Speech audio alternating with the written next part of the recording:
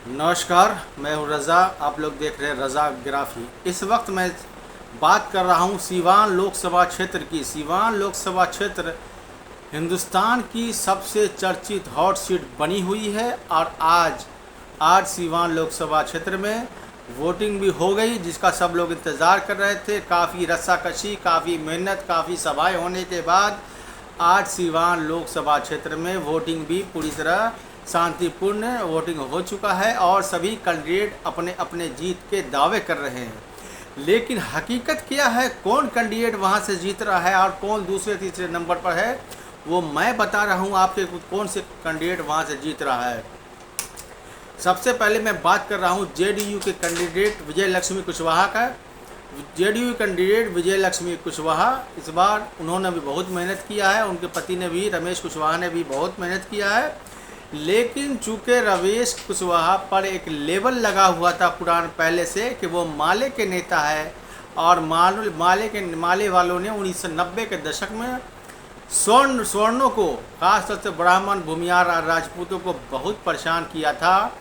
और उस वक्त माले के नेताओं से लोहा ले रहे थे डॉक्टर मोहम्मद शहाबुद्दीन। तो स्वर्ण वोटर जो है ख़ास तौर से नाराज़ थे एनडीए से। वो एनडीए स्वर्ण वोटर तो चाहते थे कि देश में मोदी आए, लेकिन सिवान में उनको कोई अच्छा कैंडिडेट नहीं मिला। और दूसरी तरफ राजपूत ख़ास तौर से नाराज़ थे, इसलिए थे कि वहाँ से कविता सिंह जो वहाँ के मौजूदा सांसद हैं अभी, उनका टिकट काट दिया गया और रमेश कुशवाहा की पुतनी को दे दिया गया। इसलिए राजपूत समाज ख़ास तौर से वहाँ से एनडीए से नाराज़ थे। लेकिन वो चाह रहे थे, अभी भी उनकी ख्वाहिश है कि केंद्र में मोदी सरकार ही आए। लेकिन उन्होंने, राजपूत समाज ने ख़ास तौर से, उन्होंने रमेश कुशवाहा की पत्नी को वोट नहीं दिया है, बहुत कम तादाद में दिया है।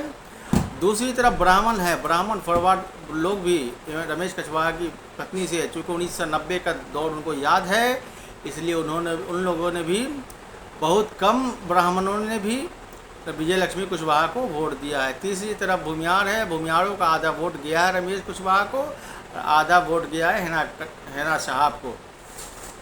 तो माना जाए कि लगभग 80 से 90% स्वर्णों का वोट जो है वो हेना साहब को गया है और 10-15-20% वोट लगभग विजय लक्ष्मी कुशवाहा को गया है। दूसरी तरफ हेना साहब है। हेना साहब के साथ इस बार, चूँकि हेना साहब ने इस बार नया प्रैक्टिकल किया है, उन्होंने इस बार आरजेडी के टिकट को ठुकरा कर निर्दलीय चुनाव लड़ने का फैसला किया है। और निर्दलीय चुनाव लड़ने का फैसला बहुत हद तक सही माना जा रहा है, क्योंकि इस बार उन्होंने, चूँकि मुस्लिम इस बार जो है सिवान में MY समीकरण जो था आरजेडी का, वो पहले ही टूट चुका है। सारे मुस्लिम जो है लगभग 90 से 95% मुस्लिम हेना साहब के साथ आ गए और 90 से 95% यादव जो है वो आरजेडी के साथ चले गए।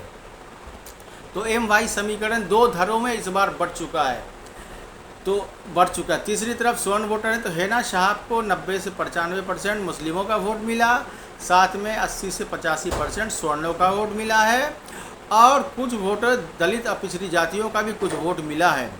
दूसरी तरफ रमेश कुशवाहा को भी अच्छा खासा वोट मिला है, उन्हें भी कुछ भूमियारों का वोट और दलित तबकाओं का वोट उनको भी मिला है। तीसरी तरफ अवध बिहारी चौधरी है, उनको सिर्फ और सिर्फ यादवों का वोट मिला है, और उन्हीं मुस्लिम का वोट आरजेडी को पड़ा है, जो आरजेडी पार्टी से जुड़े हुए थे, पार्टी के कार्यकर्ता थे। सिर्फ उन्हीं मुस्लिमों ने अवध बिहारी चौधरी को वहाँ से वोट दिया है। तीसरी तरफ यादव जो है, यादवों का वोट दो जगह बढ़ गया। एक तो है अवध बिहारी चौधरी में, चूँकि वो खुद यादव हैं और जेडी के सिंबल से लड़ रहे हैं, इसलिए उनको पड़ गया। दूसरी तरफ जीवन यादव को भी वोट पड़ा, चूँकि जीवन यादव कैंडिडेट अच्छे थे, निर्दलीय लड़ रहे थे, इसलिए बहुत सारे यादवों का ये कहना हुआ कि उनकी इज्जत को बचाना है, इसलिए थोड़ा वोट जीवन यादव को भी दिया जाए, जो बहुत अच्छे काम किया और सिवान में काम भी किया जीवन यादव ने, इसमें कोई दो राय नहीं।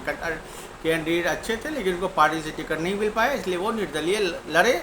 और थोड़ा और उनको नुकसान इस वजह से हुआ कि उन्होंने लोकसभा चुनाव लड़ने का फैसला बहुत देरी से किया, इसलिए थोड़ा नुकसान उनको हुआ है।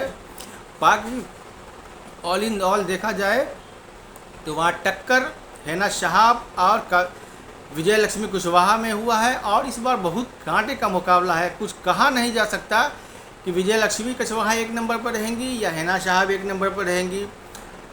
ये दोनों विजय लक्ष्मी कुशवाहा, हिना साहब, इसी दोनों में जीत हार का अंतर भी बहुत कम का होगा। 5-10 हज़ार 20 हज़ार से ही संभावना है, ऐसी जताई जा रही है कि सब 10-20 हज़ार से ही वहाँ हार जीत हो सकता है। तीसरी तरफ अवध बिहारी चौधरी है। यादव वोटर समझ गए थे कि इस बार अवध बिहारी चौधरी जीतने वाले नहीं हैं, क्योंकि अवध बिहारी चौधरी के पास सिर्फ यादवों का वोट और मुस्लिम कैडरों का वोट बचा हुआ है जीतने वाले, लेकिन फिर भी उन्होंने सम्मान देने के लिए यादवों ने उनको वोट दिया है। तो ओवरऑल देखा जाए तो वहाँ जो चुनाव हुआ है उसमें हार जीत का अंतर बहुत कम रहने वाला है, और हिना साहब या विजय लक्ष्मी कुशवाहा 10 से 20 हज़ार के मार्जिन से ही देखिएगा। रिजल्ट आने दीजिए 4 तारीख को। ये हमारा विश्लेषण है और सटीक विश्लेषण है कि दोनों में से कोई भी कैंडिडेट लगभग 20 हज़ार के अंदर ही में दोनों हार जीत होगा। लेकिन हिना साहब ने इस बार बहुत अच्छा किया है कि उन्होंने निर्दलीय लड़ने का फैसला किया है, और इस बार स्वर्ण वोटर खास तौर से हिना साहब के साथ थे।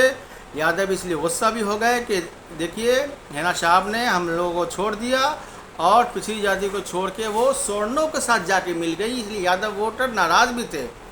लेकिन कुछ यादवों का ही वोट मिला है और कुछ अति पिछड़ी जातियों का भी वोट मिला है, और पप्पू यादव जो सपोर्ट किए उनका भी कुछ फ़ायदा हुआ है हिना साहब को, और भीम आर्मी चीफ जो सपोर्ट किए उनके में भी दलितों का कुछ वोट हिना साहब को मिल गया। तो कुल मिलाकर जो हमारा विश्लेषण कर रहा है, इस बार सीवान में कांटे की टक्कर है, और हार जीत का जो फैसला है वो 10 से 20 हज़ार के बीच में ही रहने की संभावना है। अवध बिहारी चौधरी जी तीसरे नंबर पर रहेंगे और जीवन यादव जी चौथे नंबर पर हैं। ये हमारा विश्लेषण है। जैसा कि आज भी मैंने वोटिंग के दौरान पता किया तो यही मामला आया कि स्वर्ण जाति के लोग लगभग हिना साहब को वोट दे रहे थे, और मुस्लिम जातियों के लोग भी मुस्लिम जाति के लोग भी हिना साहब को वोट दे रहे थे। लेकिन दूसरी तरफ विजय लक्ष्मी कुशवाहा को जो एनडीए के कैडर वोट है, जो मोदी जी को चाहने वाले लोग हैं, वो लोग विजय लक्ष्मी कुशवाहा को वोट दिए हैं, और बहुत कांटे का मुकाबला हुआ है। इस बार देखिए दोस्तों कौन जीतता है कौन हारता है। लेकिन हिना साहब ने इस बार नया प्रयोग किया है, और ये प्रयोग उनका सफल होता है या नहीं होता है, ये तो बात तो आपको 4 तारीख को जब काउंटिंग होगी तभी पता चलेगा कि कौन जीता और कौन हारा। दोस्तों हमारा ये विश्लेषण कैसा लगा कमेंट में अपनी राय ज़रूर दें, और वीडियो अच्छी लगे तो लाइक करें, कमेंट करें और शेयर ज़रूर करें। मिलते हैं अगले वीडियो में, तब तक के लिए धन्यवाद।